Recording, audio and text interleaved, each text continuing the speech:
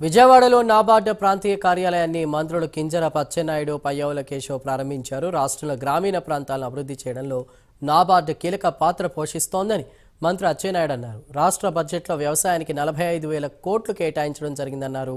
Fisheries రంగంలో ఆంధ్రప్రదేశ్ను అగ్రగామిగా నిలబెట్టేందుకు అన్ని చర్యలు తీసుకుంటామని, ఎగుమతులను మరింత ప్రోత్సహిస్తామని మంత్రి అచ్చెన్నాయుడు తెలిపారు. ఇక్కడ వ్యవసాయ శాఖ ఇప్పుడే చెప్పాను 64% ఉంది.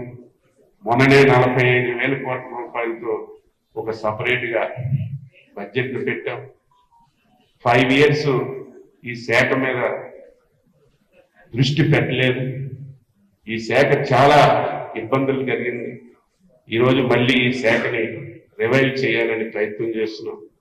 ఈవెన్ సాయిల్ టెస్టింగ్ కానీ, అదేవిధంగా ఈ శాఖలో ప్రధానంగా మనందరం ఆలోచించాలి. చాలా మంది మాట్లాడారు, కౌలు రైతులు ఎక్కువ మంది ఉన్నారు, వారికి మనం న్యాయం చేయాలి. చాలా ఇబ్బందులు పడుతున్నారు. అందుకే ముఖ్యమంత్రి గారి నాయకత్వంలో సపరేట్ గా ఒక మంచి కౌలు రైతుల చట్టాన్ని కూడా తీసుకురావడానికి ప్రయత్నాలు చేస్తున్నాం. వీలైనంత తొందరగా